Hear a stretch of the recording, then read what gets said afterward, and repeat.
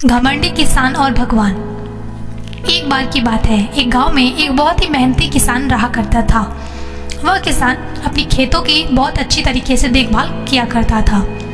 वह इस बार इस आशा में था कि इस बार मेरी फसलें बहुत ही अच्छी होंगी।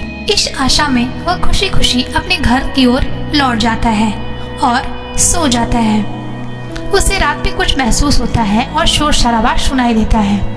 जब वो उठकर बाहर निकलकर देखता है तो बाहर बहुत ज़्यादा आंधी तूफान और बाढ़ की आशंका हो जाती है। गांव के लोग अफरा तफरी में इधर उधर भागने लगते हैं, पर ये किसान अपने खेतों की ओर दौड़ते हुए जाता है। तब तक आंधी तूफान बहुत ही ज़ोर से आती है और इसके फसलों को बर्बाद कर देती है और इतनी ज़ोर से बाढ़ और बारिश हो जाती है कि इसकी सारी फसलें डूब जाती हैं। अगली सुबह ये अपने भगवान को बहुत ही ज़्यादा कोसता है, बहुत ही ज़्यादा गुस्सा करता है और बोलता है कि हे भगवान, तुमने ये सब क्या कर दिया। मैंने इस बार इतनी अच्छी फसल पैदा की थी और तुमने सारी खराब कर दी। तुम कैसे भगवान हो?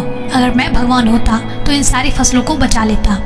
ये बात सुनकर भगवान प्रकट हो जाते हैं और बोलते हैं कि ये सब नियति का कर्म है। प्रकृति में जो होना होता है वो अवश्य ही होता है, मैं इसमें कुछ नहीं कर सकता। ये बात सुनकर किसान और क्रोधित हो जाता है और बोलता है कि मुझे एक दिन भगवान बनाकर देखो, फिर देखो मैं क्या करता हूँ। जिस किसान को जिस चीज़ की ज़रूरत रहेगी मैं उसे वही दूंगा। भगवान ने बोला, ये अनर्थ हो सकता है, तुम ऐसा नहीं कर सकते। फिर किसान ने बोला, तुम तो भगवान हो, तुम तो सब कुछ कर सकते हो, इसीलिए मैं जो बोल रहा हूँ मेरी बात को सुनो और मुझे भगवान बना दो। तब भगवान धीरे से मुस्कुराए और बोले, ठीक है, मैं तुम्हें 6 महीने के लिए भगवान बना देता हूँ। तब उस किसान को भगवान बना दिया गया। तब वह उसके अंदर सारी शक्तियाँ आ गई थी जो एक भगवान के पास होती हैं। फिर वह अपने घर खुशी खुशी चला जाता है और एक निद्रा ले लेता है। फिर अगली सुबह वह काम करने चला जाता है और ऐसे करते करते 6 महीने बीत जाते हैं और उसे जो चीज़ की ज़रूरत थी उसने उसको मंगाया था। जैसे कि बारिश जब चाहिए थी तब उसने करवाई, जब धूप चाहिए था तब उसने धूप भी करवाया और बहुत ही ज़्यादा खुश था कि मेरी फसल इस बार तिगुनी उपज देगी। ऐसा सोचते हुए फिर वह घर वापस आ गया। 6 महीने बीत चुके थे। अब उसको भगवान के कार्यकलाप से हटाना था।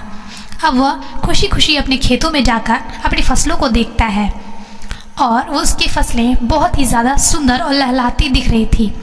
वह खुश होकर भगवान से बोलता है कि देख लो, तुम भगवान होकर भी कुछ ना कर सके और मुझे 6 महीने भगवान बना दिया और देखो मेरी फसलें कैसी दिख रही हैं। इस बार तो तिगुनी उपज ही मिलेगी।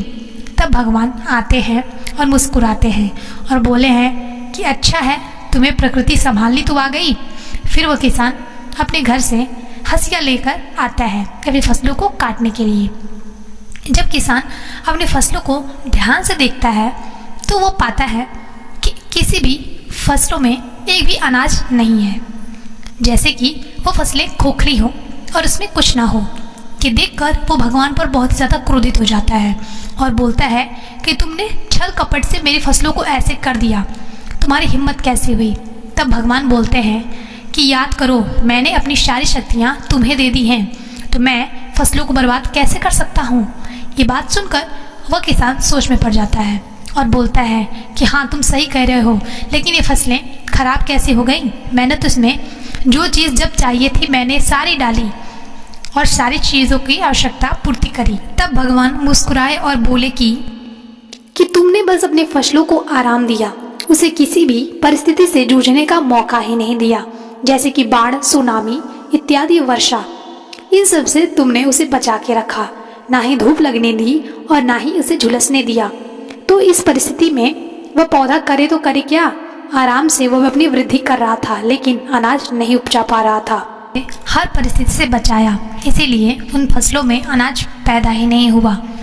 तब वह किसान ये सब सोचने के बाद कुछ देर बाद शर्मिंदा होकर भगवान से माफ़ी मांगता है कि मैं सब कुछ समझ गया, हमें हर परिस्थिति से जूझना चाहिए।